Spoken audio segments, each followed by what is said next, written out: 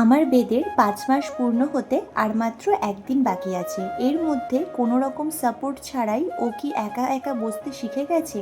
আর সপ্তাহে কতদিন কিভাবে ওকে শ্যাম্পু দিয়ে স্নান করাই, সমস্তটাই থাকছে আজকের ভিডিওতে। সো হ্যালো এভরিওয়ান, সকাল সকাল 1 কাপ গ্রিন টি, 4টে বিস্কিট আর 4টে বাদাম দিয়ে ব্লগটা শুরু করলাম। আগের ভিডিওগুলোতে যারা যারা আমার পাপাকে বসতে দেখেছো তাদের সকলের মনে একটাই প্রশ্ন যে দিদি ও কি একা একা বসতে পারে কোনো রকম সাপোর্ট ছাড়া, আমরা কি কোনোভাবে সাহায্য করি? তাদের জন্য কিন্তু এই শ্যুটটুকু থাকলো। দেখো ওকে যখন আমি বসিয়ে রাখি এভাবে কিন্তু চারদিকে বালিশের সাপোর্ট দিয়ে বসাই।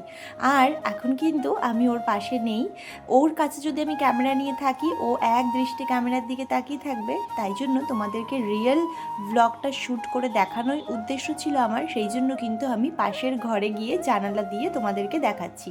আর এই দেখো বাবুর কিন্তু চোখ পড়ে গেছে আমার দিকে। তোমরা দেখতেই পারছো ও কিন্তু এখনো পুরোপুরি সাপোর্ট দিয়ে একা একা বসতে শেখেনি। ও কিন্তু একবার পড়ছে আবার নিজে থেকেই উঠে সাপোর্ট দিয়ে বসছে। তবে হ্যাঁ, পাশে চারপাশে যেহেতু বালিশগুলো দিয়ে রেখেছি যাতে করে ও পড়ে গেলেও ওর কোনো আঘাত না লাগে।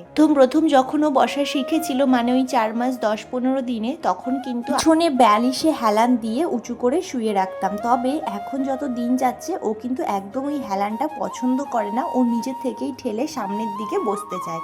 আর সেই জন্য এখন এইরকম অবস্থা। আচ্ছা, তোমাদের বাবুরা কত মাসে বসা শিখেছে অবশ্যই ভিডিওতে কমেন্ট করে জানিও। তারপরে দেখো আজকে কিন্তু বেডশিটটা চেঞ্জ করে দিয়েছি ঘরের, আর এদিকের তাকগুলো ভালো করে পরিষ্কার করে গুছিয়ে নিয়েছি। যেহেতু বাচ্চা থাকে ঘরের বিছানার চাদর তো খুব ঘন ঘন নোংরা হয়ে যায়, সেই কারণে সমস্তটা গুছিয়ে পরিষ্কার করে নিয়েছি। আমার বাবাকে কিন্তু চেষ্টা করি সপ্তাহে 2 দিন করে শ্যাম্পু সাবান দিয়ে স্নান করানোর।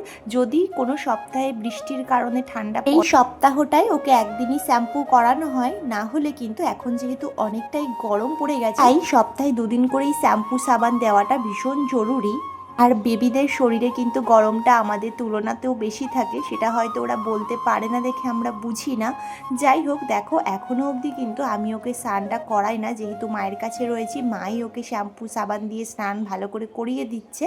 আর মা কিন্তু প্রথমে ওকে কোলের ওপর নিয়ে আগে কিন্তু চুলে শ্যাম্পু দিয়ে ভালো করে মাথাটা ধুয়ে দিল, আর তারপরে কিন্তু মাথাটা মুছিয়েও দিল, তোমরা দেখতেই পেলে। প্রথম গামলার জলটাই ভালো করে শ্যাম্পু দিয়ে মাথাটা ধুয়ে নিয়ে মাথাটা কিন্তু মুছে দিয়েছে মা। আর তারপর একটা ন্যাকড়ায় করে সাবান দিয়ে ভালো করে গায়ে হাত পায়ে দিয়ে আর একটা গামলায় পরিষ্কার জল নেওয়া হয়েছে, সেখানে কিন্তু সুন্দর করে ওকে স্নান করিয়ে দেওয়া হচ্ছে। এখন হচ্ছে সন্ধ্যার সময় 6টা মতো, আর হচ্ছে এখন বানাতে এসেছি একটু চাউমিন। আজকে হচ্ছে নিরামিষ রান্না বান্না হয়েছে, তো চাউমিনটাও নিরামিষভাবেই বানাবো। নিরামিষভাবে চাউমিনটা মায়ের আগের দিন বানিয়েছিল, খেতে এত টেস্টি লেগেছে, ভাবলাম আজকে আমি একটু বানাই। এই দেখো এখানে চাউমিনে একটু আলু দিয়ে করবো, আর সেরকম কোনো সবজিপাতি নেই ঘরে, শুধুমাত্র আলু দিয়ে করবো ঝটপট করে। আর এখানে টমেটো রেখেছি, সস নেই জন্য টমেটো দেবো। আর দেখো এখানে কিন্তু বাদাম দিয়ে চাউমিন খেতে আমাদের বেশ ভালো লাগে। এখানে কাঁচা লঙ্কা কুচি রেখেছি, এখানে যেহেতু নিরামিষ করবো সেই জন্য একটু আদা গ্রেট করে দেবো। আর এইটা কি দিয়ে রেখেছি বলো তো, এটা কিন্তু রেখেছি কাঁচা আম, মানে এই কাঁচা আম দিয়ে চাউমিন। এটা কিন্তু আমার মায়ের রেসিপি, আর খেতে বেশ ভালো লাগে, টকটক লাগে মুখে পড়লে। আর এই দেখো এইদিকে কিন্তু চাউমিনটা আমি হচ্ছে জল দিয়ে ভাপ দিয়ে তারপর হচ্ছে এভাবে রেখেছি। আর এই যে এখানে হচ্ছে কড়াইটাও বসিয়ে দিয়েছি। আচ্ছা, আম দিয়ে চাউমিন তোমরা কি কখনো খেয়েছো? যদি না খেয়ে থাকো তাহলে একবার ট্রাই করে কিন্তু দেখতে পারো, বেশ ভালো লাগে। আর একদিন করা যেতেই পারে, মা তো করে খাইয়েছিল আমাকে, এত ভালো লেগেছিল, আমার ভীষণ ভালো লেগেছিল। তাহলে চলো চাউমিনটা বানাই, তারপর ফাইনাল লুকটা তোমাদেরকে দেখাচ্ছি।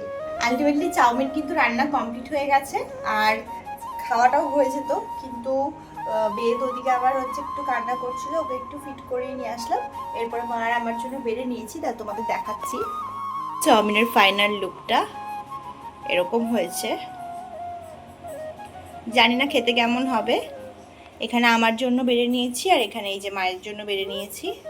তাহলে আজকের ব্লগটা তোমাদের কেমন লাগলো অবশ্যই কমেন্ট করে জানিও। দেখা হবে তোমাদের সাথে আবার নতুন একটা ব্লগে। টাটা।